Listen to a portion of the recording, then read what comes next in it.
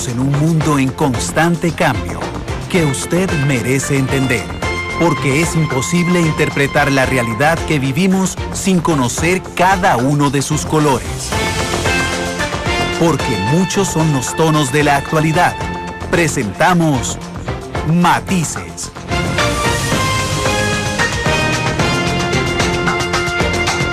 Una producción de Noticias Monumental.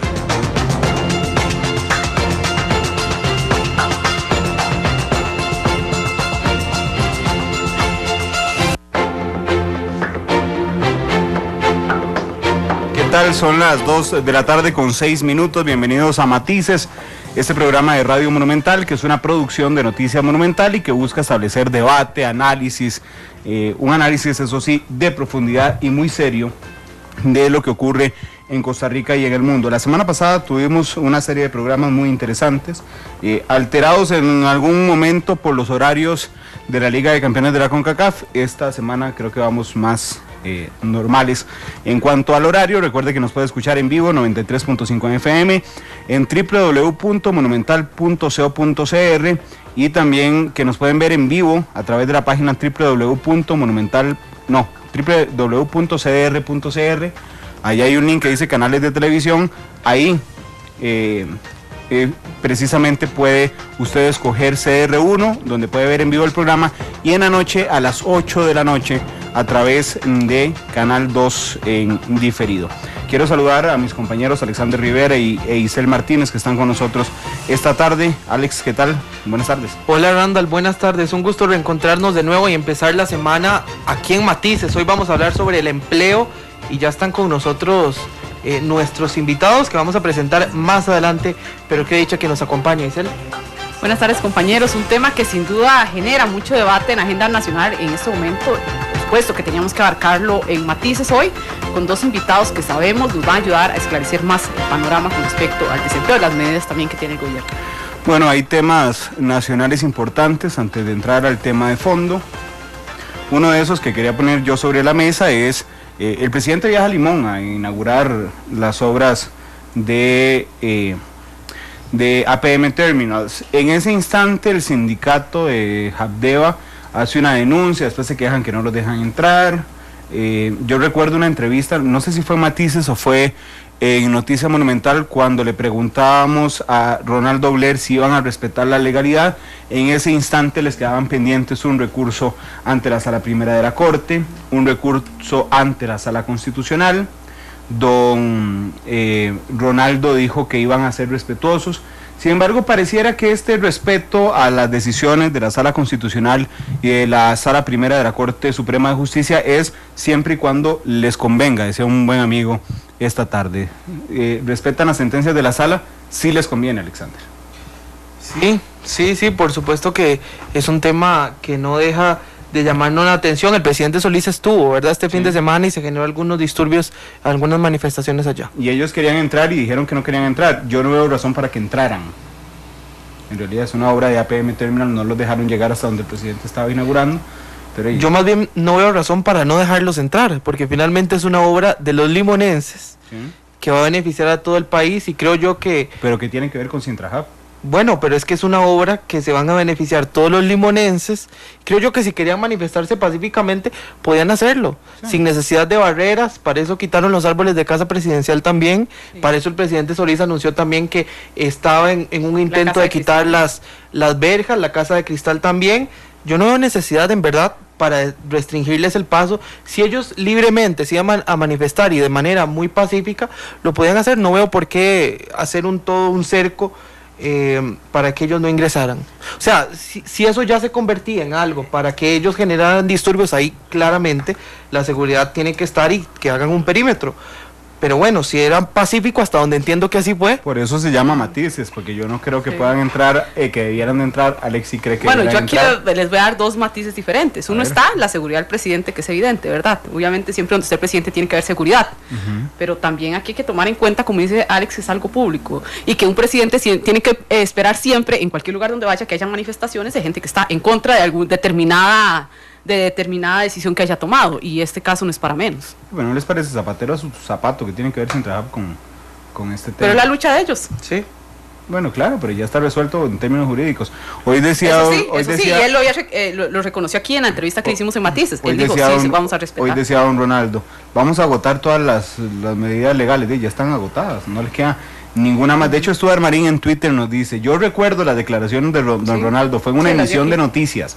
Y después en Matices analizamos las declaraciones de don Ronaldo Oler. Pero bueno, esa es una de las informaciones importantes a nivel nacional. Y que también, bueno, una de las notas que hizo hoy en la segunda emisión de Noticias Monumental, Karina Porras, él decía que no estaban de acuerdo en las prácticas monopólicas del gobierno. Reiteraba así tajantemente. Si no les conviene. Okay. Esa es una de las informaciones. Otra de las informaciones es que se volvieron de moda de repente las interpelaciones en la Asamblea Legislativa. Este jueves va don Víctor Morales, el ministro de Trabajo. El próximo jueves va el ministro de Vivienda, Rosendo Pujol. Una sillita ahí, ¿verdad? Ay, sí, porque son 3 horas y media, casi 4 horas de pie. Curules, más bien. De pie. 58, perdón. 58 curules. Y bueno, hoy van a aprobar otra moción para que comparezca el ministro de Ambiente, don Edgar Gutiérrez. Víctor, va don Rosendo, va el ministro de Ambiente y hay 3 ya, que eso es exactamente la misma cantidad de los que ya han ido. Sí, exactamente, porque ya fue primero doña Sonia Marta Mora a hablar sobre la huelga de los educadores. Sí, esa fue con la que estrenaron. El ministro del MOP también a hablar de la Ruta 32 y el ministro Helio Fallas y vicepresidente también para conversar sobre las medidas contra el déficit fiscal. A don Helio lo tuvieron un montón de horas de pie. Ahí, ¿no? Sí. Es una posibilidad legítima de la Asamblea Legislativa interpelar a los ministros de gobierno. Lo que pasa es que con todas las interpelaciones que hemos visto históricamente, hay algunas que sirven y hay otras que es para repetir lo que se ha dicho. Sí, que también la diferencia es que es el acta de la Asamblea. Sí. ¿Ustedes esperan que sea trascendente las interpelaciones? Es que para mí deja de ser trascendente en el momento en que se vuelve una práctica. Cuando llevan a todos. Cuando llevan a todos, entonces... Sí, es probable. A mí me encanta que en Matices siempre tengamos opiniones diferentes, porque para mí es muy importante que los ministros vayan al plenario a rendir cuentas. Si nosotros como ciudadanos estamos pidiendo una mejor fiscalización, más transparencia y rendición de cuentas, creo que es una buena señal que los diputados y los ministros estén en la disposición de rendir cuentas en un órgano que es muy competente, porque ahí está toda la representación del pueblo. Claro, entonces... Sí. Cualquier iniciativa que vaya en aras de fortalecer la transparencia y la rendición de cuentas, yo la apoyo. Y si los ministros tienen que ir al plenario a rendir cuentas, a rendirnos cuentas a nosotros, que somos finalmente los que escogemos, yo creo que es totalmente de aplaudir. Aunque los lleven siempre. Claro. Es que digamos que... Es que hay que medir contextos, no hay que medir si siempre se debería o no se debería, es la situación en la que se da. Sí. Siempre el contexto tiene mucho que ver para mí. Sí. ¿Qué es lo más grave que puede hacer la Asamblea Legislativa con un ministro? Un voto de censura. Que no es vinculante. Que no es vinculante. Ahí está el debate. En el sistema presidencialista en el que estamos. ¿Qué es lo segundo más grave? Interpelarlo en plenario. Sí. Después de ahí, ¿qué pasa? De un momento a otro pueden llevar a todos a interpelarlo, pero bueno, tiene razón Alex en esa parte, pero esos son matices. Están legitimados absolutamente para hacerlos. Sí, y todo lo que sea rendición de cuentas yo lo apoyo. Bueno. Y finalmente van a rendir cuentas. Y no sé, ¿tienen alguna otra noticia nacional para brincar a una internacional que a mí me llama mucho la atención? La internacional, ¿cuál es? La Ruta 32 que ha seguido generando debate, ¿verdad? Las declaraciones del viernes. Sí, es muy interesante. Don Mauricio González el viernes aquí en Matices reiteró que el proyecto es el mismo. La diferencia es el anteproyecto, claramente explicado, porque decía que el otro era impresentable, el anterior. Sí, eran solo 52 láminas. Este anteproyecto es mayor, varió el tema de los embargos y el tema de las... ¿cómo se llama eso? Los diferendos. Sí, donde puedan ir en temas de diferendos después, que será a Washington, en el tema de la ampliación. Sí. Pero bueno, ahí está el tema. Don Mauricio dijo es exactamente el mismo proyecto.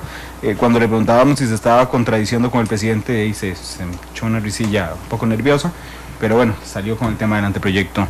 Finalmente, y en el campo internacional, el presidente de los Estados Unidos, Barack Obama, emitió hoy una orden ejecutiva en la que declara la situación en Venezuela como una amenaza extraordinaria e inusual a la seguridad nacional y a la política exterior de los Estados Unidos. Era hora ya.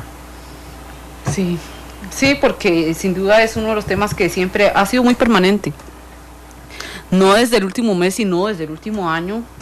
y los constantes ataques que se le ha dado a Estados Unidos, incluso ya Nicolás Maduro ya había puesto requisitos especiales para los estadounidenses que ingresaban al país. Visa, les puso visa y echó al 80% de los funcionarios. Nada más dijo los turistas que quieran venir que vengan, pero igual los van a revisar para arriba y para abajo.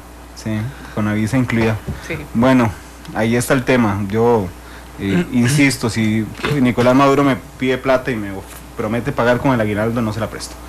Son las 2 de la tarde con 15 minutos. Vamos al tema de fondo. Hoy tenemos un programa muy interesante donde hablaremos de desempleo y de empleo. Depende de por donde usted lo vea. Y yo quiero agradecerle a nuestros invitados. Uno de ellos, que hoy aquí lo tenemos sentado, el jueves estará de pie en la Asamblea Legislativa, don Víctor Morales Mora, el ministro de Trabajo. Don Víctor, ¿qué tal? Bienvenido a Matices. No, muchísimas gracias. Perdón, eso último es porque no está usted seguro de que el presidente Maduro llegue al aguinaldo, ¿eso es? No, lo que no estoy seguro es que me lo pague, no sé. Puede ser cualquiera de las dos interpretaciones. Okay. Bueno, no, muchísimas gracias. Un enorme gusto estar esta tarde aquí en Matices. Y además pues participar también aquí con don Ronald Jiménez, presidente de la Unión de Cámaras, de manera que agradecemos la oportunidad de que podamos pues abordar un tema que es tan importante para nosotros en el gobierno y para toda la sociedad costarricense. Es el tema, sin duda alguna. Bueno, muy bien. Y bueno, ya lo presentaba don Víctor, con nosotros está don Ronald Jiménez, él es presidente de UCAEP. Don Ronald, ¿qué tal? Muy buenas tardes. Bueno, muy buenas tardes a ustedes, a toda la audiencia.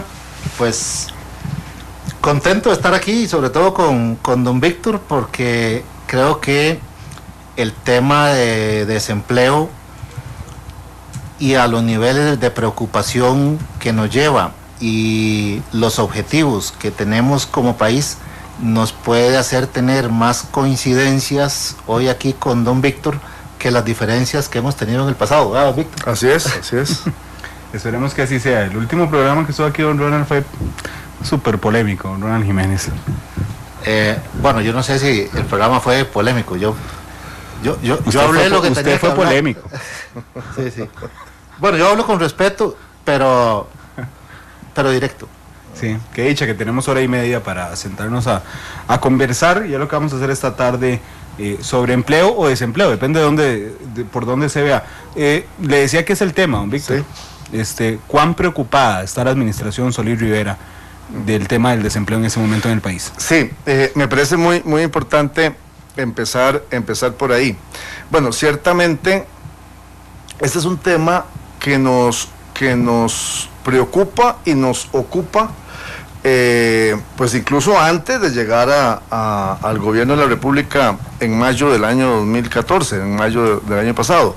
Lo digo así porque si se revisa el plan rescate, que es el programa, digamos, la propuesta de gobierno que el presidente Solís en su momento como candidato presidencial le presentó a la ciudadanía, en ese plan se identifica como uno de los pilares fundamentales, como uno de los temas centrales, precisamente la promoción, el fomento del crecimiento económico para generar empleo de calidad, ¿verdad? Ahí está recogido ya desde el proceso electoral que se desarrolló en el segundo semestre del año 2013. Entonces, lo quiero poner ahí porque es de ese tamaño, digamos, la importancia. ¿Y de dónde viene eso? Bueno, de la revisión de los datos, quedaba claro que durante los últimos años, al menos del 2009 para acá, la economía costarricense, que ha venido creciendo, digamos, a tasas más o menos parecidas durante los últimos años, empezó a disminuir la generación de empleo. Entonces veníamos generando alrededor de 43,000 puestos de trabajo hasta el año 2009 y de ahí para acá empezamos a generar alrededor de 36,000 puestos de trabajo con tasas de crecimiento similares en promedio. Entonces, cuando tenemos un mercado de trabajo en donde anualmente hay 50,000 personas que tocan la puerta por primera vez y usted empieza y el aparato productivo, ¿verdad? Porque eso hay que insistirlo, los empleos se generan mayoritariamente en el sector productivo. Empieza a disminuir su capacidad de generar empleos, ¿verdad? Entonces ahí empieza a abrirse una brecha, ¿verdad? Entonces el primer punto es un tema que nos ha importado desde el proceso electoral, se identificó, es un tema que nos ha importado a partir de mayo, cuando entonces en el Consejo de Gobierno el 27 de mayo se toma un acuerdo diciendo que el tema del empleo es un tema objetivo central del gobierno y nos encargan al Ministerio de Trabajo empezar a formular una política de empleo y producción, y llegamos al 14 de agosto cuando le presentamos al país una estrategia de empleo y desarrollo productivo y empezamos un proceso en esa lógica, además de muchas cosas que se han estado haciendo y habrá entonces tiempo en el programa para irlas contando, pero además empezamos un proceso de construcción con el sector empresarial, con el sector productivo, reunido en la Unión de Cámaras, que nos ha conducido a darle cuerpo, a darle forma a lo que estamos llamando la Alianza para el Empleo y el Desarrollo Productivo, que nos tiene ahora, como adelantaba don Ronald, pues en un escenario de trabajo conjunto y de tratar de empujar juntos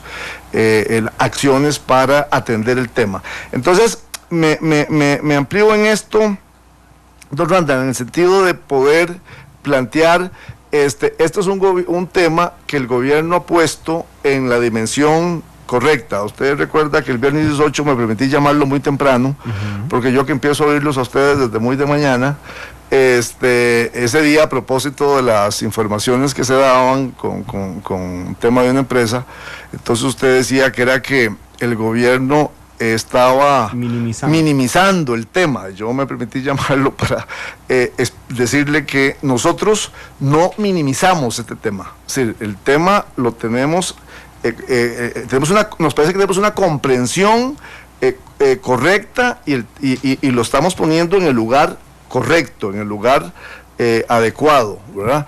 Y los esfuerzos y las acciones y los resultados que esperamos que estas acciones generen en el corto plazo, así lo estarán demostrando. Don Ronald, ¿ustedes estaban preocupados y siguen preocupados?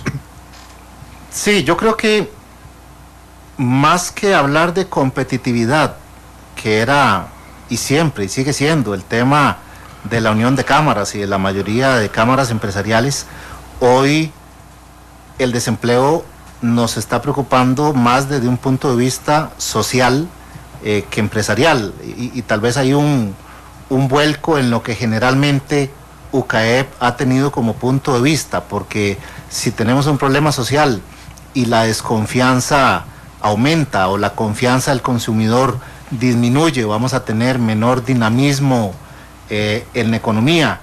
Entonces estamos partiendo nosotros de ese problema social y tal vez de lo muy poco que creo que tenemos que afinar y que tal vez diferimos de las autoridades, que ciertamente con don Víctor es con el que menos diferimos, pero sí diferimos nosotros en que el planteamiento del problema no se está dando todavía en la dimensión que es, y lo digo por lo siguiente, y reitero, viene más a hablar de propuestas y darle esperanza al país que a molestar. Sin embargo, tener 220,000 desempleados, que es cerca del 10%, es muy alto. No es el más alto de la historia, pero si bien es cierto, en el 2011 tuvimos un 11% y ahora tenemos un 10%, la verdad es que cuando se habla de porcentajes es ingrato, porque al final de cuentas las 220,175 personas desempleadas importan todas y cada una de ellas, y yo creo que hay que verlo de esa forma, y solo en el cuarto trimestre del año pasado aumentó en 30,880 con respecto a diciembre del año anterior. Entonces, sí, el país requiere, como bien dijo don Víctor, que se generen cerca de 50,000 nuevos empleos para la gente nueva que entra al mercado laboral, y sin embargo perdimos 30,880 de uno a otro. Ciertamente, todas las semanas pueden haber apertura y cierre de empresas, eso también nosotros lo compartimos. Sin embargo, consideramos que el desequilibrio entre lo que se está perdiendo y lo que se está generando es muy alto todavía, y ciertamente en el marco de la Alianza para el Empleo y el Desarrollo Productivo, que UCAEP junto con el Ministerio de Trabajo y con el apoyo de otros 7 ministros y presidentes de otras instituciones, estamos tratando de hacer, y es básicamente en el corto plazo, qué medidas tomar en los diferentes sectores para, yo no diría para generar empleos de calidad, primeramente para parar la tendencia, porque esa tendencia, y si lo vemos, por ejemplo, con la última feria de empleo que organiza CINDE, donde esperan las empresas abrir unas 5,000 plazas, bueno, yo esas 5,000 plazas no las contaría todavía, porque fueron personas que llenaron la solicitud. Precisamente le hice la pregunta al gerente de CINDE, y me dijo, mira, esto se lleva varios meses en los procesos de reclutamiento de las empresas. Entonces, esa feria, Dios quiera que sí contraten a 5,000 o que contraten a más, pero a hoy no tenemos la información de cuántos habrán contratado, y aún así el balance no es positivo. Entonces, otra vez, tomemos el problema en la dimensión correcta, como dijo don Víctor, y creo, nuevamente, y no porque esté aquí a mi lado, que es de los jerarcas que más claro tienen el asunto, pero yo creo que no es así en todas las autoridades, y si bien es cierto, hay que brindar confianza para que precisamente se cree el empleo, yo creo que la solución viene dada a partir de una dimensión clara del problema. Nada más, don Ronald, ¿lo ha minimizado el gobierno? No, don Víctor, el gobierno.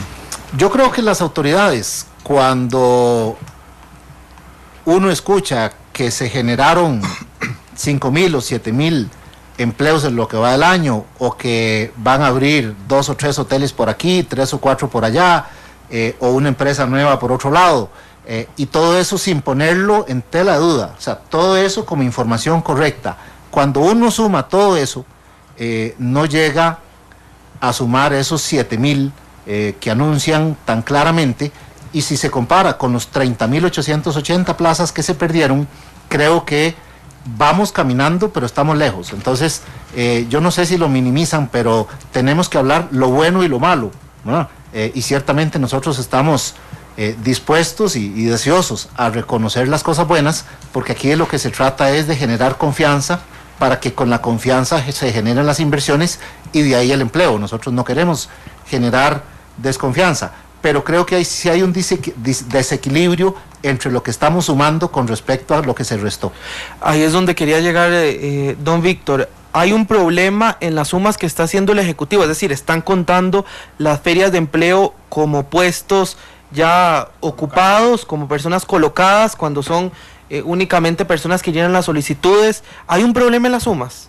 No, el tema de las ferias, obviamente tenemos claro que son procesos. Por ejemplo, en la feria de CINDE, a que don Ronald hace referencia, bueno, la información que yo tengo es que es un proceso del primer semestre, ¿verdad? O sea, que esos 5,000 puestos de trabajo, bueno, que estuvimos ahí, la ministra de Educación y yo, conversando con los empresarios que estaban ahí, indicándonos que ciertamente eran puestos reales, o sea, que eran demanda concreta que tenían sus empresas, pero que desde luego lo primero que hay que aclararle a las personas, no es que llegaban el sábado o el domingo y la siguiente semana ya eran llamados. Pareciera que en algunos casos muy particulares podía ocurrir eso, pero en general era un proceso que se abría para el primer semestre del año presente, del año 2015. Bueno, entonces sí hay ahí, digamos, hay procesos. Hay casos, desde luego, mucho más concretos de empresas que se han venido abriendo en el transcurso de enero y febrero, y en turismo, que acaba de mencionar también don Ronald, o en otros casos, y pues se contrata de una vez. El punto aquí es a ver, número uno, el reconocimiento por parte del gobierno de la República de que hay un problema, de que hay un tema ahí planteado, que no nos lo inventamos nosotros, pero nosotros lo enfrentamos, ¿verdad? Entonces es así, o sea, ni le sacamos el cuerpo, ni volvemos a ver para otro lado, ni lo evadimos, no, ahí está, ¿verdad? Y lo enfrentamos, como tantos otros. Lo enfrentamos con definiciones de política pública, ¿verdad? Y diciendo, esto hay que llegarle por varios lados, ¿verdad? Y uno de los lados que nos parece fundamental, Y es lo que me ha dado a mí pues esta oportunidad que yo valoro mucho y agradezco de tener un trabajo cercano, digamos, con la Unión de Cámaras a través de su presidente y de las organizaciones que están participando con nosotros en la alianza, de empezar a construir, es decir, con una actitud positiva, ¿verdad? Positiva. Es decir, aquí está el problema, y los empleos se generan en el sector productivo, y entonces nosotros, gobierno, ¿qué tenemos que hacer? Bueno, sentarnos con los empresarios y decir, bueno, cuáles son los problemas, los obstáculos, qué es lo que hay que hacer, y empecemos a identificar esas cosas y empecemos a trabajar. Uno quisiera tener en esto varita mágica, ¿verdad? Uno quisiera ser Mandrake el mago y poder con una varita decir, se generaron todos los empleos que necesitamos generar en pocos meses. Lamentablemente no es así. Estos son procesos que vienen desde hace muchos años. Me parece que tenemos que aprovechar la lectura que yo tengo, es que hay un entorno económico, digamos, internacional que puede ayudarnos. Es decir, tampoco la situación de las economías con las que nos relacionamos es que anda mal, no estamos en una crisis. De Estados Unidos viene creciendo, espero que Europa me parece que va saliendo de los problemas que ha tenido. O sea, hay un entorno internacional que puede también ser un aspecto positivo para nosotros. Hay una voluntad del gobierno de atender los temas, hay temas muy complejos. En todas las reuniones que tenemos con el sector productivo aparece el tema de los costos de la electricidad, y fundamentalmente para el sector industrial. Bueno, todavía ayer mismo el presidente lo decía a propósito del acto que hubo en Limón, es un tema al que vamos a entrarle y ahí vamos en un proceso, ¿verdad? O el tema de la simplificación de trámites. Hoy el ministro de Economía fue amplio aquí en la mañana en el programa de doña Amelia explicando todo el plan nacional de simplificación de trámites.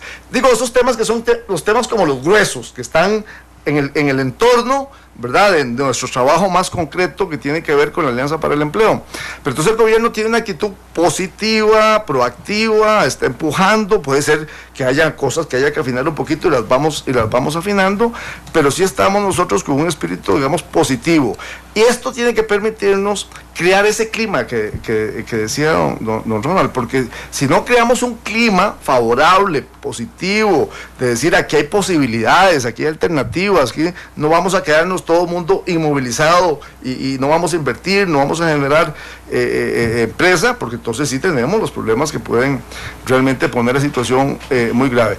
De manera que esa es la actitud, más allá de que podamos hablar de cosas concretas. Me parece necesario introducir esta importantísima conversación con ustedes y con la audiencia de ustedes, planteando que hay una actitud del gobierno, del sector empresarial. Estamos trabajando con el sector cooperativo, estamos trabajando con otros grupos tendientes a crear esas condiciones positivas, favorables, para que sacamos adelante. Y a propósito del comentario que hacían ustedes hace un rato, pues claro, y con mucho gusto yo voy a ir a la Asamblea Legislativa el próximo jueves y estaré ahí las horas que sean necesarias, escuchando, recibiendo y atendiendo las consultas que los señores y señoras diputadas nos hagan, porque también en la Asamblea Legislativa hay trabajo que hacer y proyectos de ley que tienen que promoverse y acciones que también pueden contribuir muchísimo a que se genere el empleo que necesitamos. Don Víctor, sobre esta actitud proactiva y positiva que menciona usted que ha mantenido el gobierno, quisiera preguntarle por qué hay como una percepción ciudadana de que la pérdida de empleo se da justamente porque el gobierno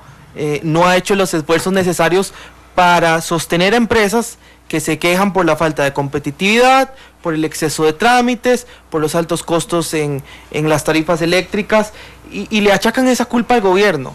¿Tiene culpa el gobierno de la pérdida de empleos? No, a mí me parece que esa percepción ciudadana a que usted hace referencia no es justa. No es justa porque precisamente ahí quise poner, digamos, la argumentación de arranque, de que la situación que se ha dado con el grupo de empresas que durante los últimos meses han decidido reducir personal o trasladar operaciones a otros lugares, no podemos plantearla en forma exclusiva.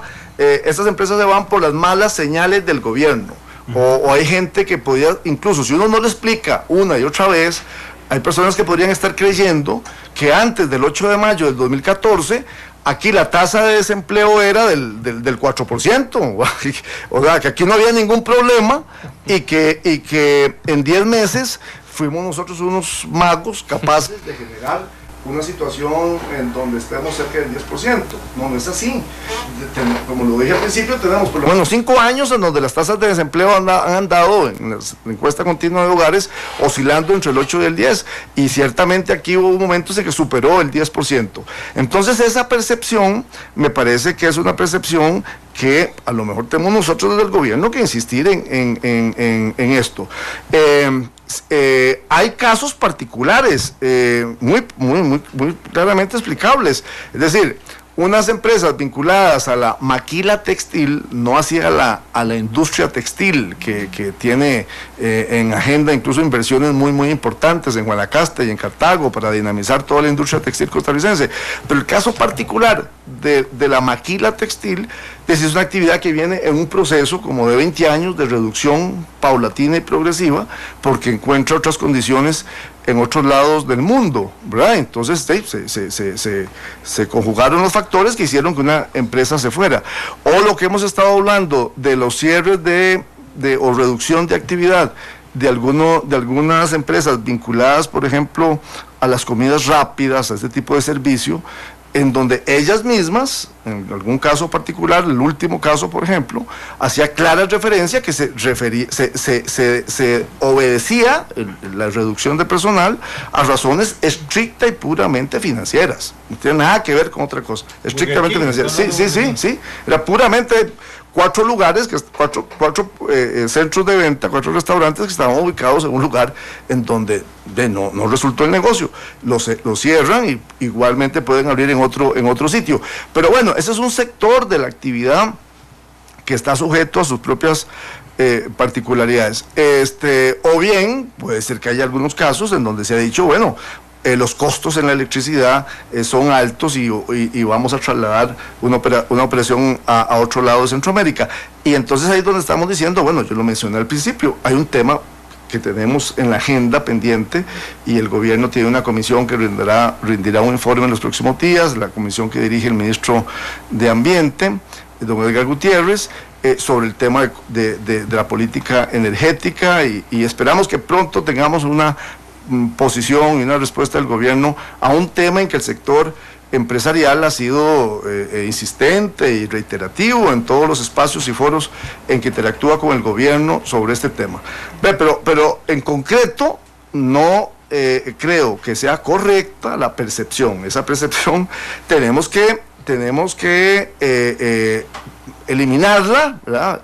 A partir precisamente del trabajo que conjuntamente vayamos haciendo. Yo creo que si el sector productivo, si el sector empresarial y el gobierno seguimos trabajando juntos como lo estamos haciendo y podemos ir pues atendiendo estos casos. Incluso pues yo le decía el otro día a algún dirigente empresarial en el sentido de, bueno, si hay circunstancias que obligan que una empresa vaya a tener que reducir su personal, su planilla o cerrar, pues podríamos incluso de previo establecer algún mecanismo que permita estar más de cerca de esas situaciones y desarrollar mecanismos de apoyo y acompañamiento a los trabajadores o a la misma empresa. Si tenemos la actitud positiva de estar cerca, porque como muy bien lo decía don Ronald, detrás de todo esto hay seres humanos, hay personas, ¿verdad? Hay familias, y eso es al final de cuentas lo que más nos importa. Bueno, pero aquí hay otra situación que no hay que dejar de lado. Al menos al día que se cerró BK, los 4 restaurantes, si uno sacaba un promedio, al menos 10 personas al día, con todos los despidos que se han dado desde que inició el año, en los últimos 2 meses se han dado. ¿Cómo revertir esto? Bueno, yo quisiera referirme, sí, aterrizo en ese tema, pero lo que decía don Víctor, lo primero, si una persona está desempleada, y vinculemos eso a la pobreza, si una persona está desempleada, lo que quisiera oír es de acciones más que actitud. Estamos de acuerdo en que la actitud la tenemos. Y también hay que ser pragmático y hay que ser objetivo. Los problemas estructurales que tiene este país en temas eléctricos, exceso de trámites, falta de infraestructura y otros, son heredados. Esos problemas no son de este gobierno, vienen desde hace muchísimos años y uno no podría decir que si una empresa cerró es culpa de este gobierno, pero yo creo que aquí estamos ante un problema país y la gente desempleada está desempleada, sea culpa de quien sea. Entonces, ciertamente, lo que nosotros llamamos problemas estructurales no son en lo absoluto de este gobierno y nos va a llevar años. Yo realmente creo que el ministro rector de Ambiente y Energía hace una buena labor. Sin embargo, tampoco creo que sea mandrake, como dijo don Víctor, para que arreglemos algo, a menos que en Costa Rica se tenga un cambio, pero completo de actitud, y cuando discutamos los problemas pongamos al ciudadano en el centro. Es que aquí hago un paréntesis fundamental porque las tarifas eléctricas están siendo motivo de cierre de empresas.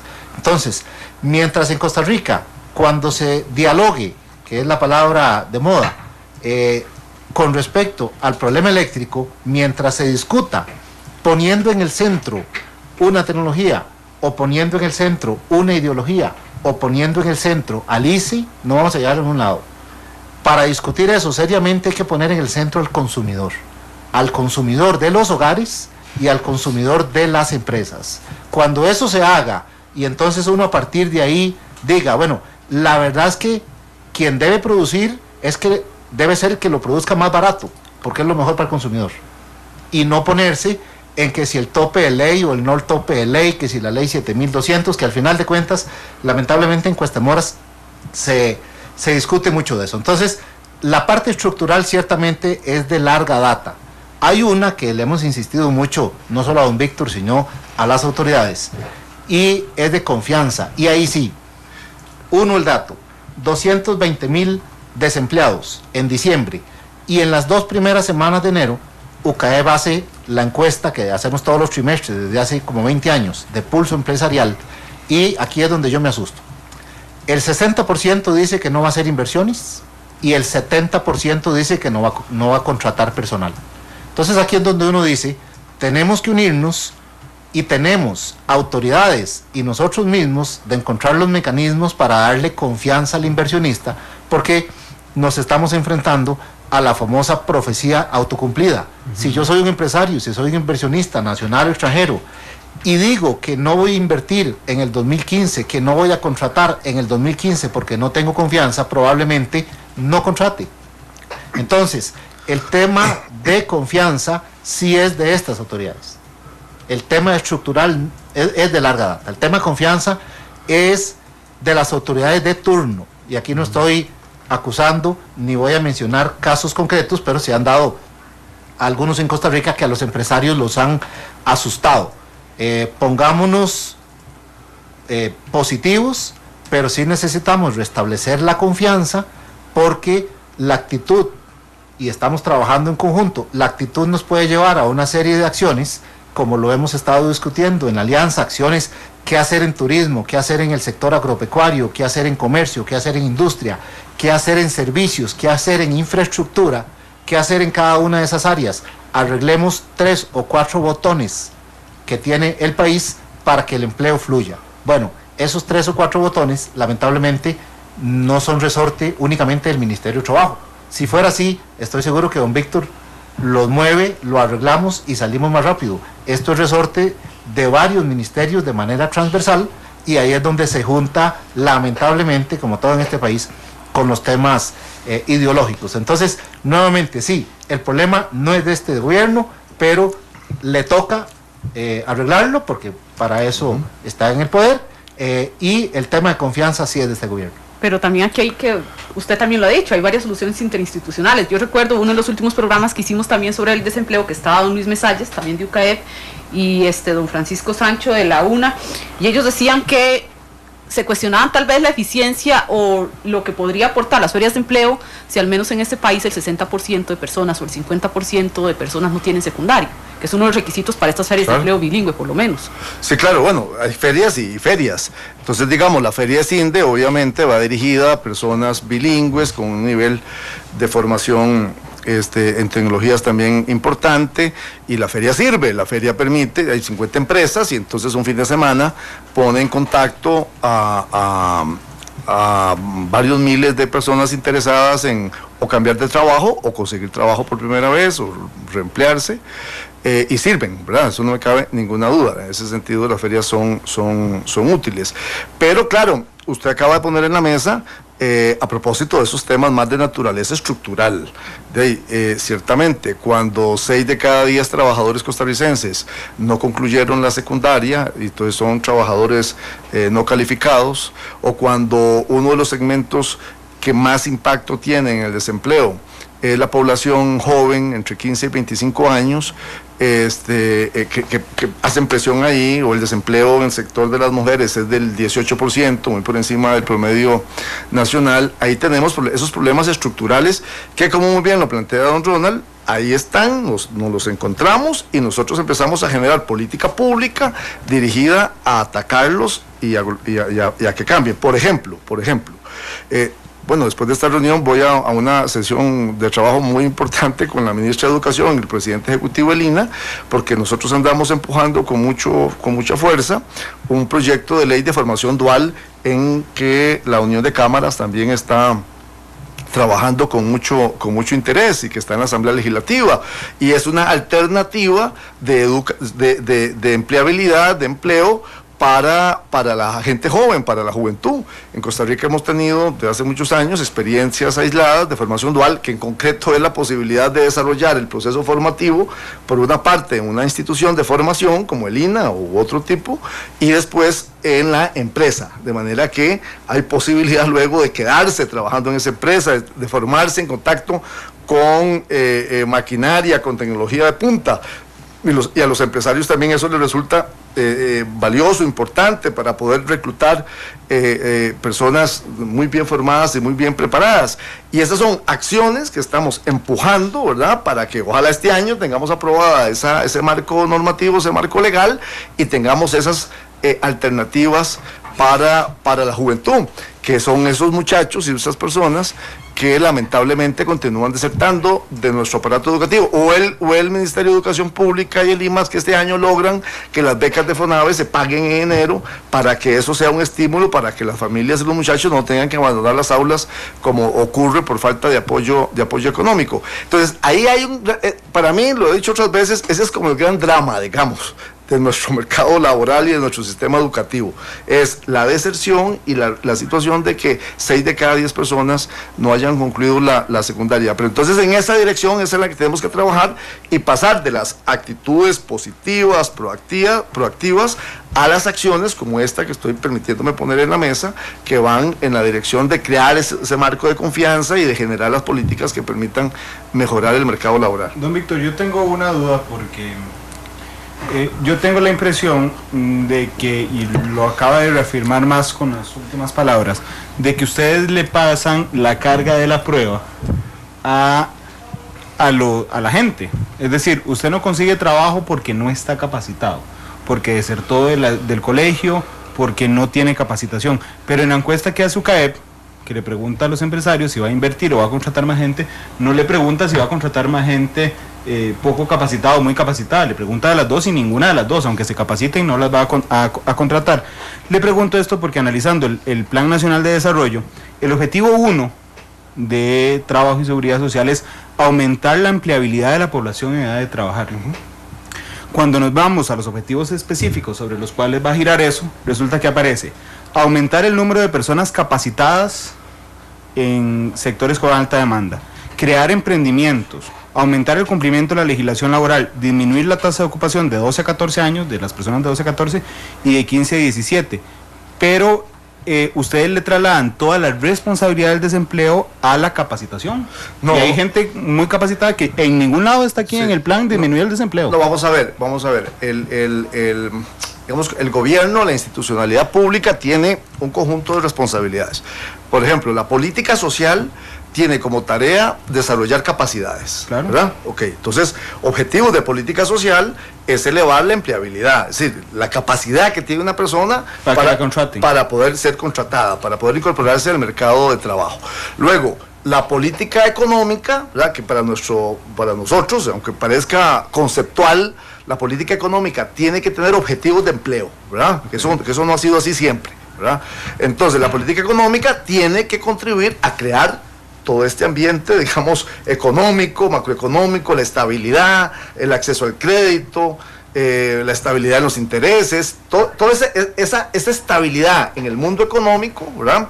Para que un empresario diga, yo me echo al agua, para que alguien que tenga una idea, un emprendedor diga, yo me meto, para que un inversionista de otro país diga, yo voy a invertir en ese país. Claro. Entonces tiene un país donde tiene el recurso humano preparado, condiciones sociales, políticas estables como las tiene Costa Rica, y tiene un entorno macroeconómico y una política económica apropiada. Bueno, ahí es donde hay estos temas como los costos, bueno, que la electricidad o esos otros elementos que tienen que ser atendidos. Entonces, ¿por qué no es nuestra, digamos, no es nuestra responsabilidad decir, nosotros contratamos la gente, porque no la contratamos? Tendríamos que entonces decir, vamos a contratar a 30,000 empleados durante el año 2015 en el sector público, y entonces ahí generamos nosotros el empleo. Nuestra función es crear las condiciones de empleabilidad, de condiciones económicas, de infraestructura, de costos. Ese es el papel nuestro,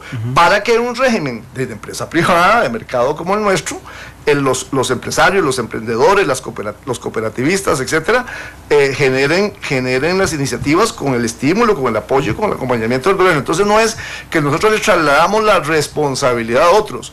Nosotros tenemos que hacer bien lo que nos toca, y los trabajadores, las personas, los empresarios hacen también bien lo que les corresponde. A ustedes lo que les toca es capacitar a la gente para que pueda conseguir empleo. A nosotros nos tocan dos cosas fundamentalmente. A ver, una, política social, desarrollar capacidades. ¿Sí? Gente sana, bien formada, bien preparada, ok.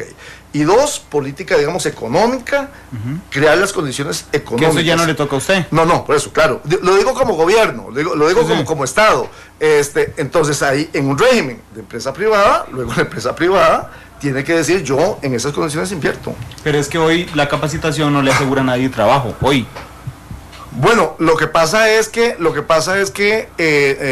cuando yo escucho bueno, y aquí don Ronald viene de ese mundo y es especialista en esto, a la Cámara de Tecnologías de Información decir, mire, si tengo 8,000, todavía los oí el viernes en una reunión en la que participé, si se capacitan 8,000 personas como técnicos especializados en tecnologías de información, los contratamos, ¿verdad?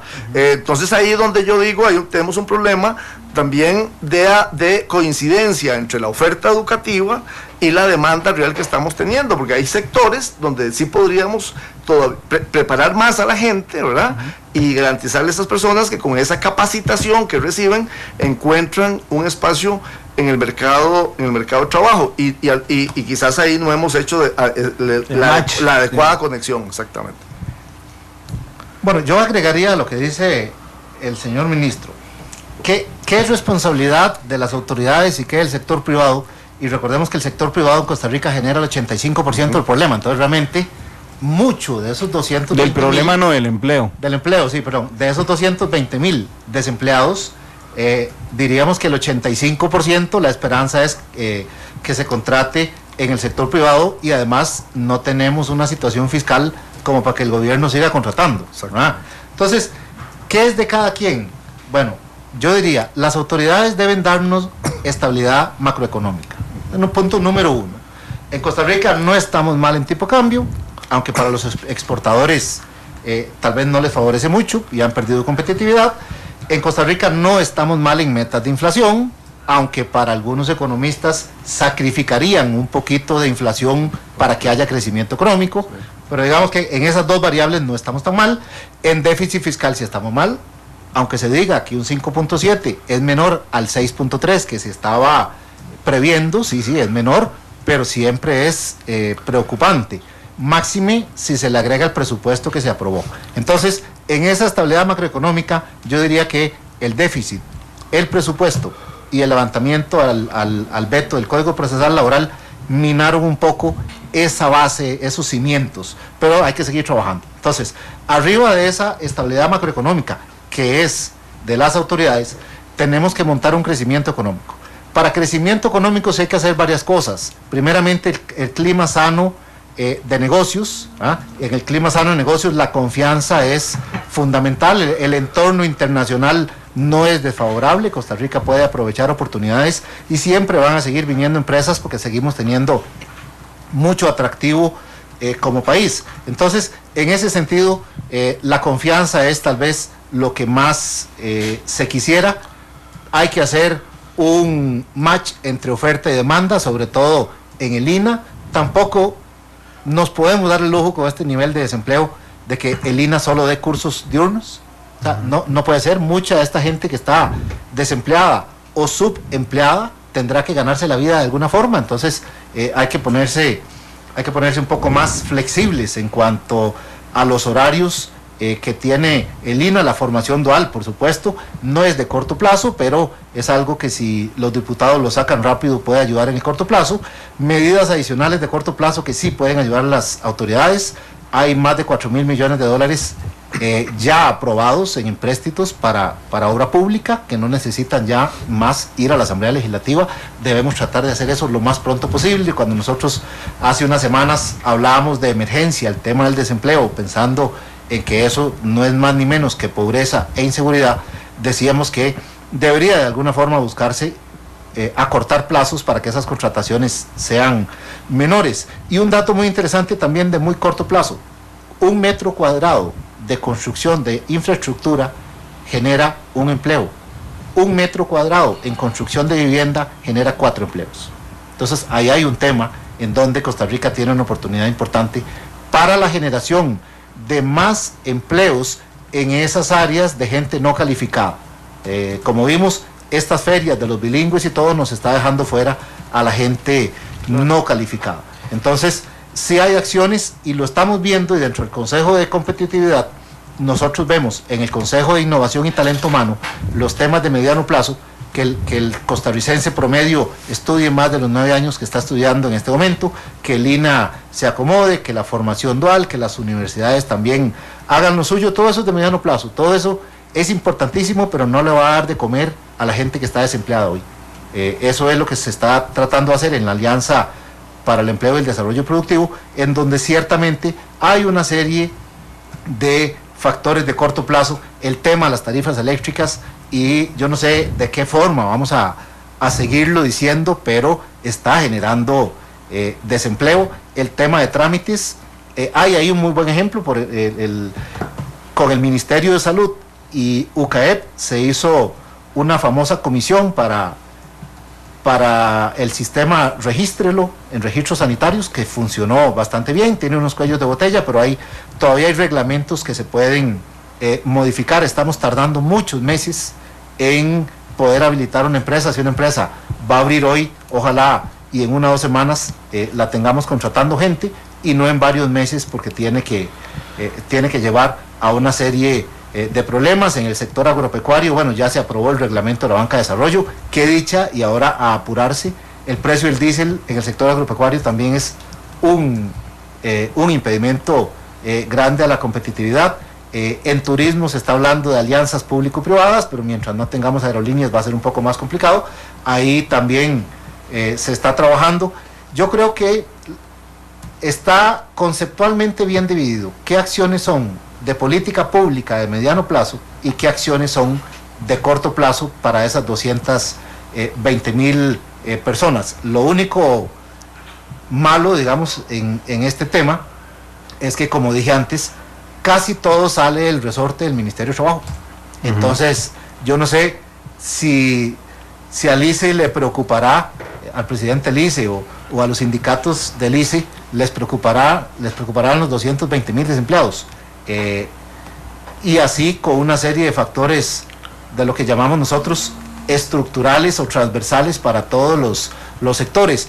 Y también un tema adicional, y lo hemos estado hablando en las últimas semanas, que dicho sea paso, tenemos 2 o 3 semanas de tener mejor comunicación con las autoridades y creemos que las cosas fluyen, pero pasaron 10 meses para que eso sucediera, pero no importa.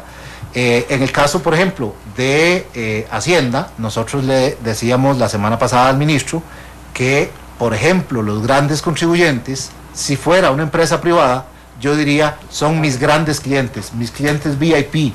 Entonces, sí les cobro porque les cobro, pero los trato bien. Y hay a veces reglamentos, un famoso AMPO que están sacando ahora, y un libro de compras y libro de ventas, que no exagero al decir que una industria o una empresa mediana grande tiene que poner a 2 o 3 empleados únicamente para llenar formularios. lo cual es una lástima. Entonces creo que debe haber cooperación desde todo punto de vista en todas las autoridades. Don Ronald, don Víctor, también vamos a hacer nuestra primera pausa comercial. Falta un minuto para las 2, ya regresamos con más de matices. Hoy hablamos sobre para las 3, perdón. Hoy hablamos sobre el desempleo, el empleo en Costa Rica. Hay temas interesantes como el subempleo, lo que decía también don Ronald, el tema de las personas... La informalidad. Claro, la informalidad también, y el tema de las personas que no necesariamente tienen un título, ¿verdad? Que no se están contemplando en estas ferias de empleo que se realizan en el país. Son las 3 en punto, ya regresamos con más.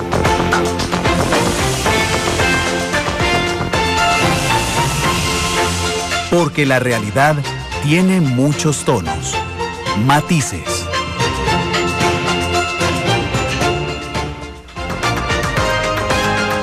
La actualidad, sus tonos, sus contrastes. Esto es Matices.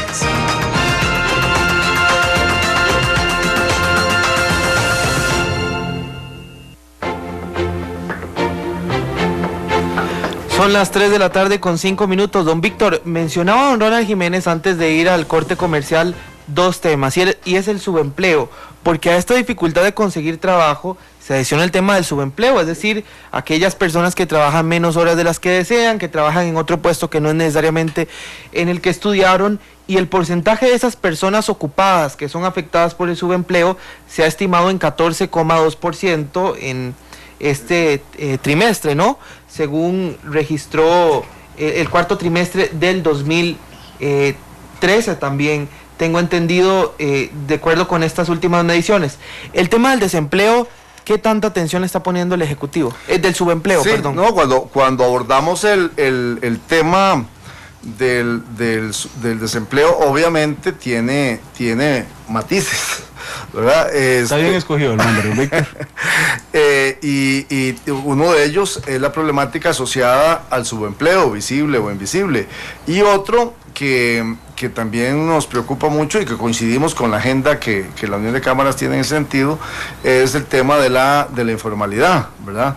De manera que estamos impulsando acciones en ambos frentes. Con el tema de la informalidad, bueno, la idea aquí no es una acción policíaca de perseguir a pequeñas empresas que no están cotizando con la caja, que se encuentran en una condición de informalidad, para cerrarlas, sino más bien conciliar una política de apoyo y acompañamiento con el Ministerio de Economía, con el MEIC, con don Welmer y con doña Yanina, el ministro y la viceministra respectivamente.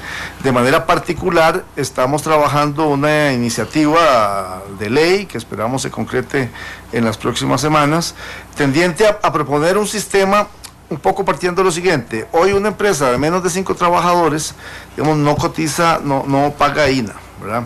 Entonces un poco el modelo es las empresas de menos de 5 trabajadores que hoy que no estén pagando hoy nada, no le pagan a FODESAF, no le pagan a Lima, no le pagan a nadie. Hacer con ellas un proceso de acompañamiento de 3-4 años, en donde en ese periodo haya un proceso, digamos, progresivo de formalización.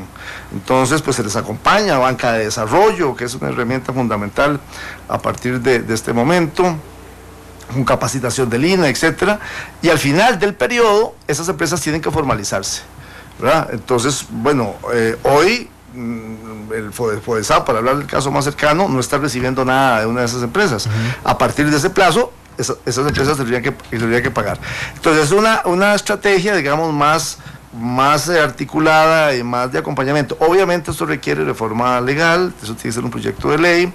Hay un proceso con la Caja de Seguro Social, en el sentido de que la Caja dice, bueno, pero en mi caso, los trabajadores de esa pequeña empresa se van a Levi's, y entonces ahí yo sí tengo que ver cómo resuelvo mis costos, ¿verdad? Y entonces, bueno, ahí hay un proceso con la Caja en esa dirección, de manera que nos parece que esa es una iniciativa, ¿verdad?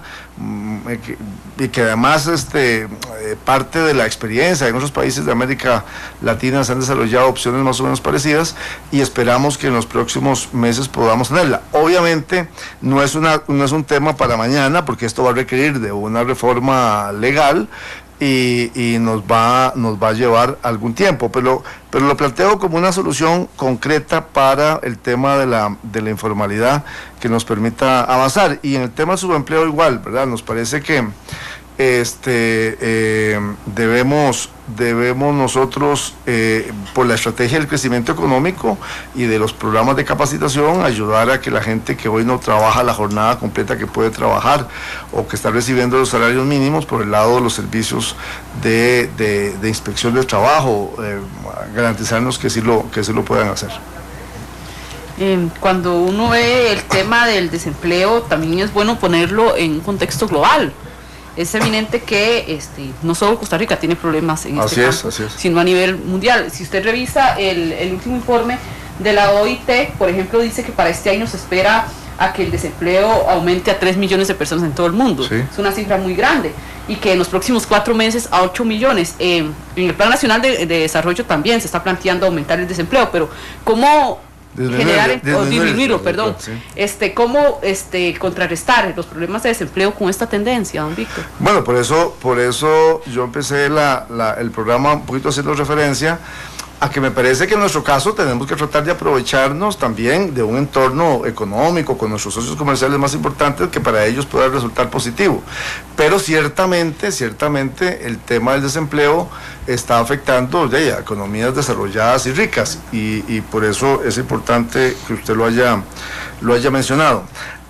A estas alturas, digamos, del programa, a mí me parece importante el tener claro que, por una parte, la percepción ciudadana de que el problema de desempleo es única y exclusivamente atribuible a la administración de 10 meses del presidente Solís, me parece que eso hay que descartarlo. Pero no la van a poder cambiar, don Víctor.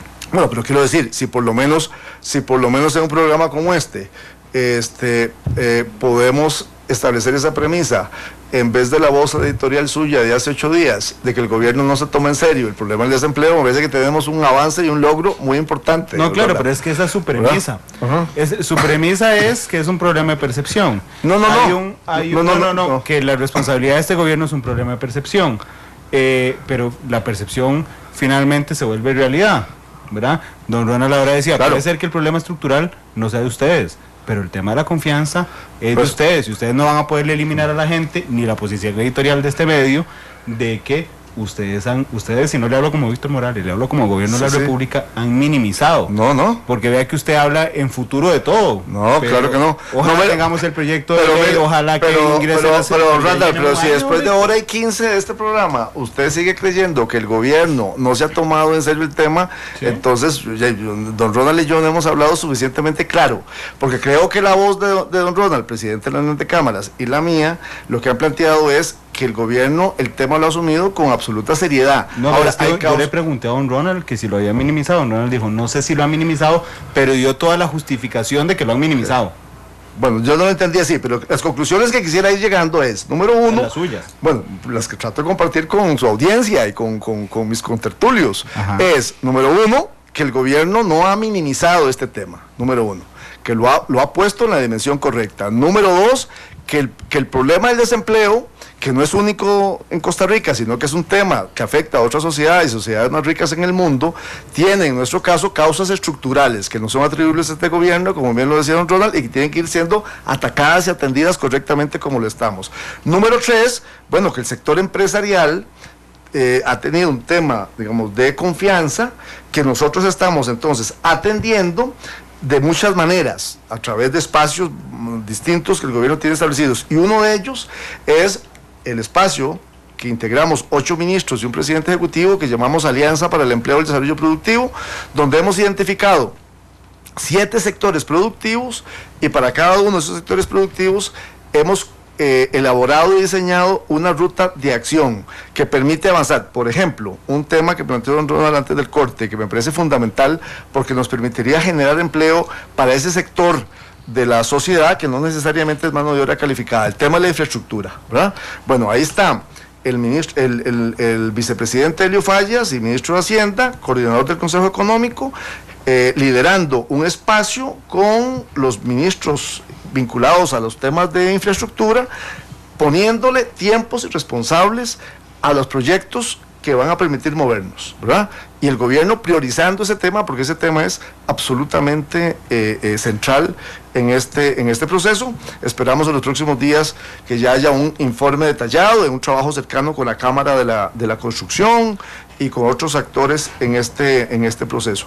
De modo que avanzamos. A mí me alegró leer el viernes unas declaraciones del presidente de la Cámara de Comercio diciendo, bueno, nos sentimos en una mejor relación con el gobierno, hay mayor comunicación. Bueno, esas cosas, esas señales del liderazgo empresarial costarricense, sin ninguna duda, contribuyen en el presente, no en el futuro, en el presente, a crear ese clima.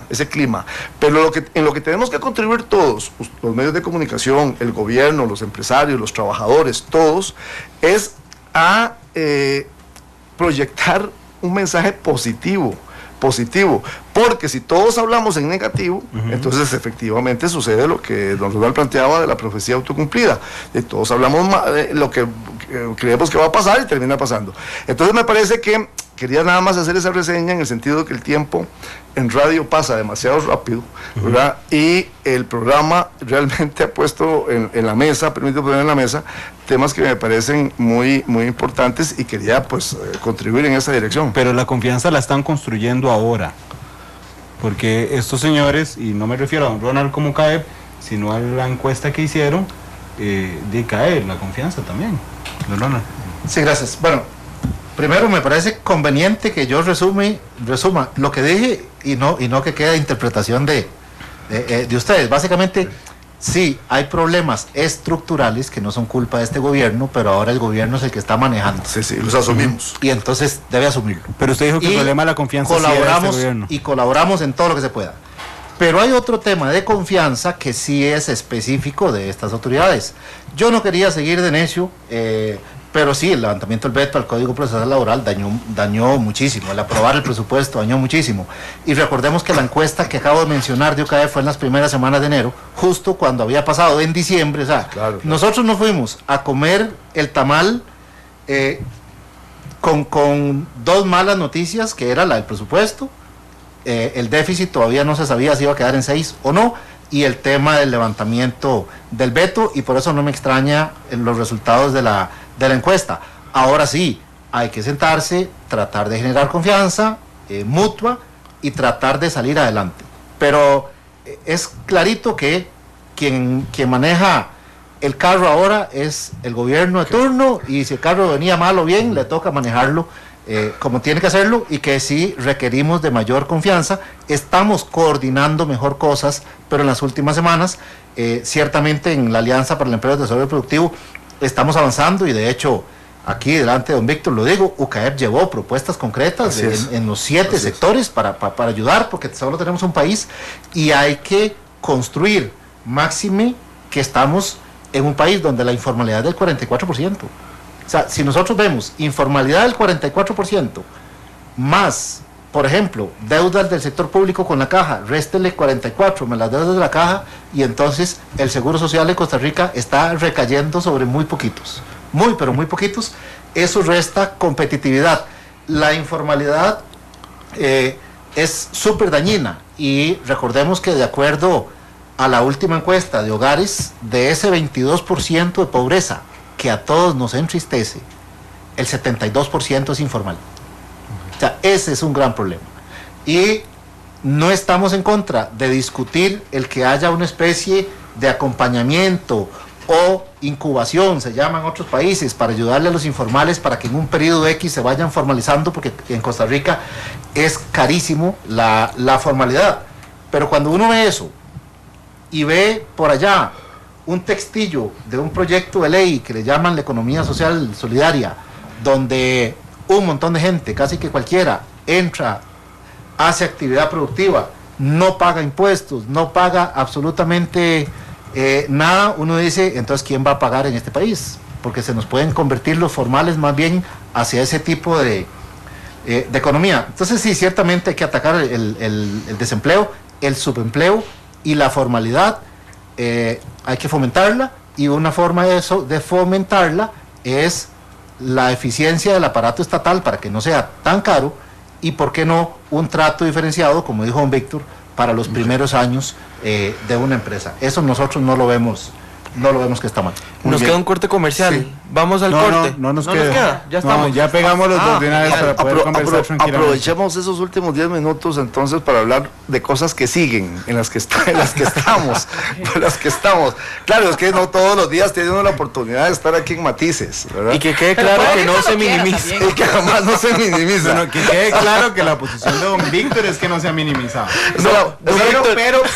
Pero yo espero Esa es la posición que les vaya del- muy bien construyéndolo. Ok, esta es la posición no de Víctor Morales, es la posición del gobierno de la República por mi Que medio. no se ha minimizado. Ok, el tema no se minimiza y estamos con las mangas enrolladas, las botas puestas, trabajando con el sector productivo. Entonces, cosas importantes. Bueno, obviamente esa no es una tarea que acomete el Ministerio de Trabajo en solitario. No, cuando hablamos de la Alianza para el Empleo y el Desarrollo Productivo, estamos hablando de un grupo, un colectivo de ministros donde está trabajo, economía, ciencia y tecnología, agricultura, turismo, donde está el MEIC, el COMEX, donde está la presidencia ejecutiva del INA. Es un conjunto, ¿verdad?, que atiende el sector productivo y con una contraparte igual por parte de la Unión de Cámaras, con presidentes, vicepresidentes de las cámaras que están involucradas en este proceso: industria, comercio, agricultura, turismo, infraestructura, la parte de tecnología de la información. Es un grupo muy importante. Entonces ahí estamos. Cuando digo que con las mangas enrolladas, es porque tenemos mesas de trabajo bilaterales. Está el sector agrícola, representado por la Alianza Nacional Agropecuaria, que además de las cámaras, la Cámara de Agricultura involucra a OPA Nacional o a sindicatos agrícolas, y está por otro lado el ministro Luis Felipe Arauz y todo su equipo del sector agrícola, con una hoja de ruta, identificando temas concretos de trabajo que van desde el desarrollo de valor agregado a la producción agrícola, de manera que podamos tener productos agrícolas cada vez con mayores desarrollos tecnológicos en el país y no estemos exportando yucas en crudo, sino que han sido sometidas a procesos de industrialización. Y por otra parte, iniciativas tendientes a expandir las áreas de cultivo de determinado tipo de productos, etcétera. Hay un conjunto de acciones desarrolladas y trabajamos entonces de una manera articulada, dándole seguimiento a eso, de manera que los reclamos y los conflictos podamos ponerlos en esa mesa y no fuera de ella, de manera que ahí hay una agenda, un proceso, y eso multiplicado por 7. De manera que esa es una dinámica que nos parece absolutamente constructiva, que igual vamos a replicar con el sector cooperativo ahora en el próximo mes de abril, de manera que vamos a articularnos, a trabajar con ellos de una manera más organizada, y esto contribuye a crear, número 1, un clima de trabajo conjunto, y número 2, a tener impacto en el aumento de la producción, que aunque la producción, el crecimiento de la producción no es lo que uno quisiéramos estar con tasas por encima del 6 o el 7%, bueno, pero estamos creciendo a tasas que son importantes en comparación con lo que crecen otros países de América Latina. De modo que con ese entorno favorable, positivo a nivel internacional, con un entorno macroeconómico estable y con políticas públicas claras en estos temas, lo único que hay que hacer es trabajar conjuntamente, y evaluar y controlar y arreglar las cosas que haya que controlar con optimismo. Tenemos un país donde hay inversión, hay gente que viene de fuera a invertir, hay gente que está en el país creando empresa, con un espíritu positivo, ¿verdad? Yo casi estoy de acuerdo con don Víctor. A ver. Casi. ¿Y por qué casi no? Casi. Porque ciertamente tenemos un entorno internacional que Costa Rica debe aprovechar, no lo estamos aprovechando como debe ser. Ciertamente queremos impulsar al sector agrícola, por ejemplo, pero hay que poner sobre la mesa que Costa Rica tiene el diésel un 20% más caro que el resto de países de Centroamérica, y hoy sube otra vez, según tengo entendido. Sí. Entonces, eso, don Víctor, hay que hablar ahí con Recopio o con alguien, pero 20% más caro, el diésel nos va a complicar la vida. Las tarifas eléctricas nos van a complicar la vida. Estoy de acuerdo, vamos con optimismo y vamos a trabajar, pero pongámosle una dosis de realismo a este tema, porque sí tenemos unos problemas estructurales que nos va a ser como país muy difícil resolver. El empresario costarricense es innovador, es valiente, es eficiente, pero no le majemos la manguera, y yo sé que no es usted, y ciertamente hay condiciones nuevamente favorables, pero hay que dimensionarlo bien. Y ahora cuando yo dije si minimizaban o no minimizaban, lo que dije es que no había un equilibrio dentro de nuestro conteo, no hay un equilibrio entre los empleos que se han perdido y los que se están generando, todavía no lo vemos. No. Queremos que lo haya. Claro. Entonces, no es que decimos que lo minimizan, pero ciertamente todos los que han estado sumando y sumando, no están llegando al nivel de los 30,000 empleos que se perdieron a diciembre pasado. Es de ponernos de acuerdo, nada más que nuestra metodología es, pongamos el problema, por más feo que se vea, tal y como es sobre la mesa, para a partir de esa realidad empezar a trabajar y tratar de generar confianza, aunque vayamos caminando en algunos casos lentamente, en otros más rápido, y tenemos problemas fuertes en este país como el tema del ICE y el tema de los combustibles, que por lo menos en los demás vayamos trabajando, pero no quisiera que la audiencia se quedara con la idea, ni estamos en una parte, en un momento caótico, no es ese la realidad hoy, pero sí tenemos problemas que hay que atender. La estabilidad económica que menciona don Víctor, yo le digo, sí, excepto en déficit fiscal, que ya estamos pagando tasas de interés, $12 millones por año nos está costando la baja de calificaciones ahora con esta última colocación. Entonces, bueno, no lo metamos debajo de la alfombra, si hay estabilidad en tipo cambio y en inflación, pero en déficit no. Sé que las autoridades están trabajando en bajar el gasto, ojalá sigan en eso, que no se rindan en el Ministerio de Hacienda para bajar el gasto. Hemos estado conversando con ellos en las últimas semanas y sé que están haciendo un esfuerzo, y si hacen ese esfuerzo y dan buenas señales, también dejan un ambiente propicio para que el sector empresarial y otros sectores nos sentemos a hablar del déficit fiscal seriamente. ¿Meten cosas debajo de la alfombra, don Ronald? Bueno, yo no diría que meten cosas debajo de la alfombra, pero no se está hablando de todo. Por ejemplo, a mí me llamó la atención ver declaraciones el fin de semana de que qué bien que colocamos los 1.000 millones. Y nadie, salvo en una columna de Luis Mesalles, nadie dijo que nos costaba como país $12 millones por año más cara. Pero eso no es meter las cosas debajo de la alfombra. Es que yo tengo la impresión, y se lo voy a decir con todo el respeto, que usted no quiere decir nada que le genere un enfrentamiento directo con el gobierno, pero... No, en lo absoluto. Y ahí seamos claros. Más bien, don Víctor, hace tiempo me veía y no hacía muy buena cara porque yo no tengo pelos en la lengua. Yo digo las cosas... Yo digo las cosas como son, pero si no nos ponemos a construir, se viene la profecía autocumplida. Es que usted dijo, seamos realistas, no metamos cosas en la alfombra. Por eso le pregunto, si esas reflexiones que usted hace es porque sienten que no han sido realistas o que se han metido cosas en la alfombra. Bueno, en términos generales, yo diría que estas autoridades no han manejado bien, en términos muy amplios, su estrategia de comunicación. No se lo voy a sacar. Bueno, pero no importa, usted no me hizo mala cara.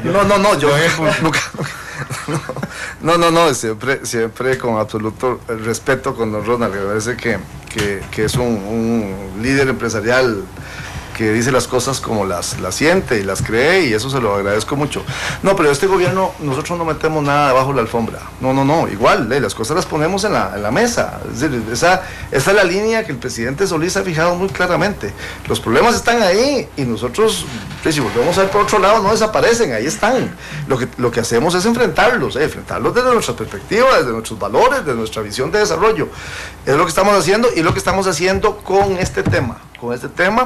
Y de verdad aprovecho para reconocer y agradecer la actitud positiva del liderazgo de la Unión de Cámaras en el trabajo que estamos haciendo. No significa que no vamos a tener diferencias ni desacuerdos, sino que los manejamos y los gestionamos con la responsabilidad y con la seriedad que el país lo reclama y lo demanda.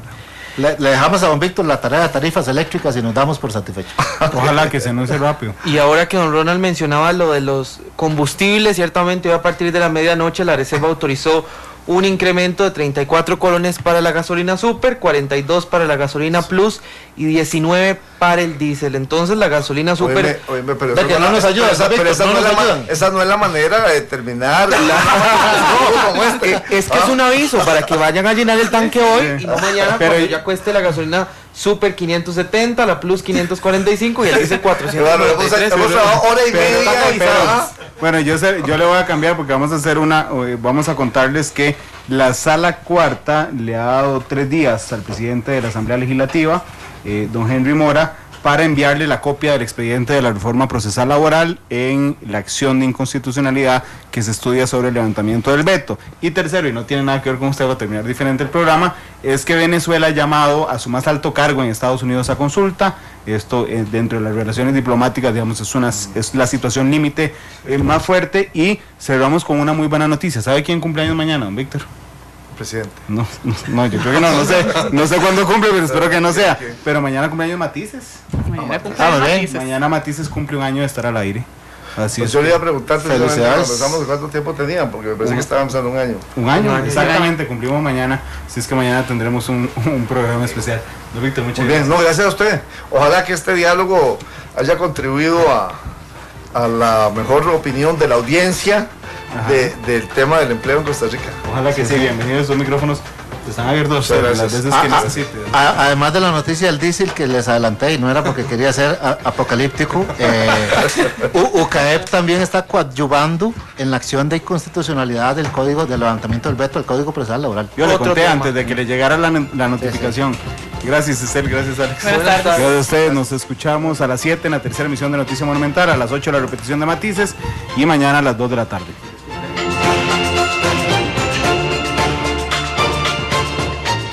Matices por Radio Monumental.